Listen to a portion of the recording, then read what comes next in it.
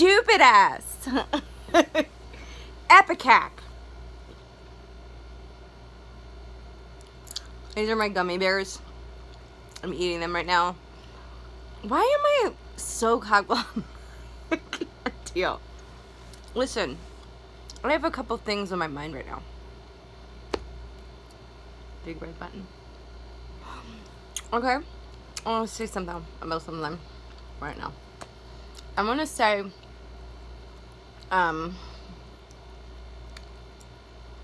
epitaph. Paul Revere. I got the horse right here. I go for Valentine. He's on the morning line. The morning line. It's fucking nuts. What is the what with the mother of dragons having brain hemorrhages? What? Amelia, oh my god.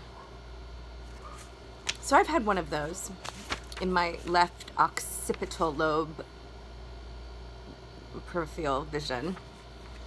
You have to look beyond your peripheral vision. I was in a parking lot when this happened, and it wasn't a headache. I mean, it did come with a headache all at once.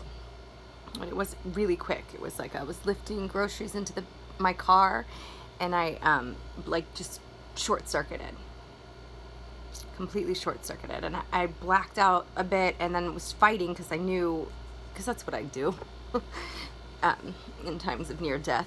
And no, I really was fighting because I was collapsing in a parking lot, and my entire nervous system just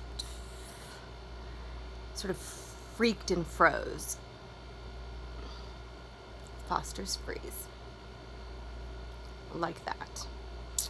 And scariest thing ever. Just had no idea, and I couldn't get the physical sensation of my body back. I mean, I really fought for consciousness. Then I was like, I can't feel myself. Can't feel myself. But somehow I can feel that I cannot feel myself. What is happening? And I was terrified to go to the doctors, because in the past my relationship with the doctors wasn't so good. And it persisted. I mean, there was consequences for this. So when your brain explodes in any way, there's blood and debris in places of your brain that there shouldn't be. And it causes quite an effect. And so it took a bit of time, a few days, where I was like, something really happened to me and I'm not right, and I can't feel my body the way that I need to feel my body. And it scared me, and I tried everything. I tried heat to like increase circulation, or something was just really fucked up. And I finally had to go to the doctor and then the neurologist and do all the brain stuff and find out what happened. And I had this cavernous malformation in my left occipital lobe that hemorrhaged very little, thankfully, and in a place in the brain that could withstand the explosion. But it did affect a larger part of my brain and body, obviously, and there being any amount of an explosion. Brain bleeding. It took, I would say it took a year, I'm not joking, for my sensation to come back fully everywhere. It was extremely, oh my God, scary. But the good news is, oh my God. The good news is that I know that I just had this one, and this is like sort of a hereditary thing, or just it's genetic. I mean, not necessarily hereditary at all, actually. That was incorrect. or not, I don't remember actually what she said. And he said, the two neurologists that I went to. But I was born with it, and it could have been a situation where there was many of these cavernous malformations, but there was just one little one in that place in my brain, and for that I'm just very blessed. And I'm sensitive, you know. I mean, if it's possible, it's kind of gonna happen.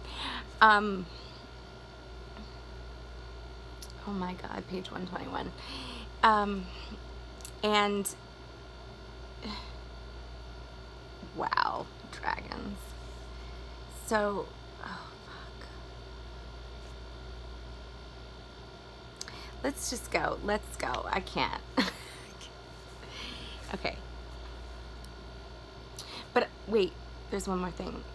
That part of the reason I had 2 C-sections to have my babies, and it sucks a little bit. Like, I'm actually totally okay with it now in a way that I haven't ever been, but I've really deeply regretted this. I'm really grateful that I went into natural labor with both of them, instead of just kind of arriving at that scheduled date.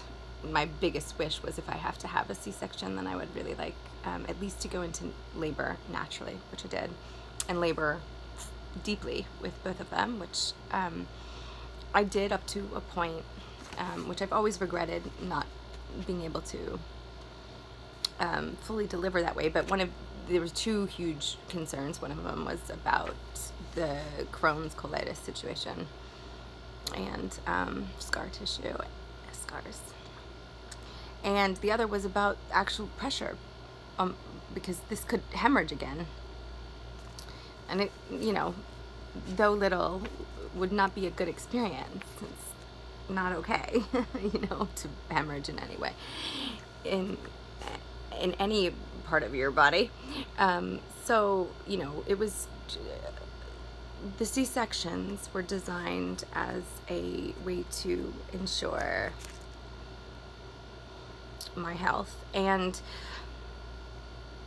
it just sucks because, like, my labors, they were just both so, my body was just doing everything right, and not everybody's body can do that and does that. So there's been a lot of pain about that C-section thing, except now I have this whole other idea of like a C intersection, and it's totally redeeming everything. Okay, I'm babbling. I'm going to read some 121. Let's do this. Team Coco, 2019. My biggest mistakes in life have all stemmed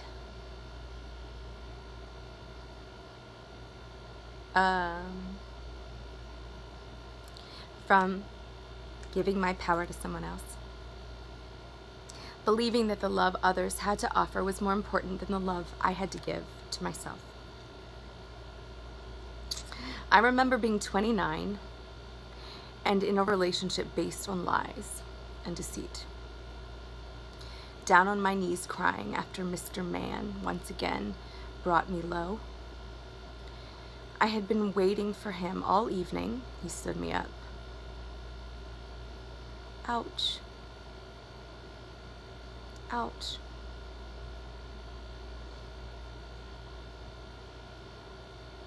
Arriving hours after our date, I had dared to ask why. I remember him standing in the doorway and hurling these words at me. The problem with you, baby doll, is that you think you're special. At which point he turned on his heels and slammed the door in my face. I had grown up watching my cousin Alice be physically abused by her boyfriend, and I had vowed I would never take such treatment. But sitting there on the bathroom floor, after he walked out, I saw with great clarity that the only difference between Alice and me was that I hadn't been hit. Mr. Man was wrong. I did not think that I was special. And that was the problem. Oh, Oprah, I love you so much.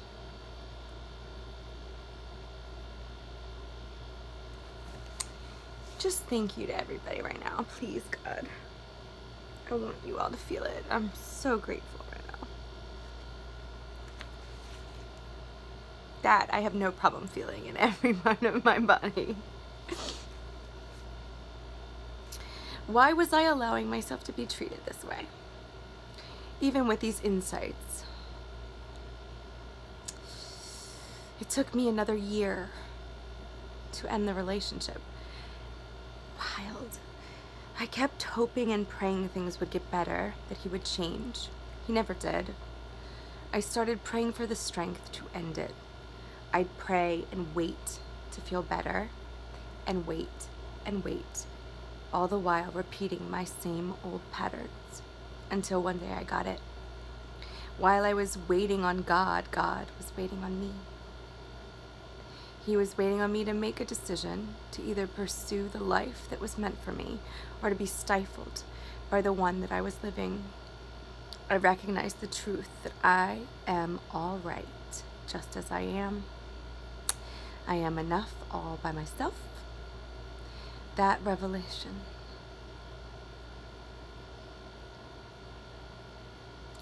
brought its own miracle. Around that time, the call came for me to audition for a talk show in Chicago. If I'd stayed entangled in that relationship, my life as I know it would have never happened. What is the truth of your life? It's your duty to know. In order to find out, know that the truth is that which feels right and good and loving. Love doesn't hurt, I've learned in the years since I was 29. Oh my God. Stella Rose. It feels really good. It's that which allows you to live every day with integrity. Everything you do and say, well, shows the world who you are. Oh my God. Let it be the truth. 1, 2, 3. Possibility. I gotta stop.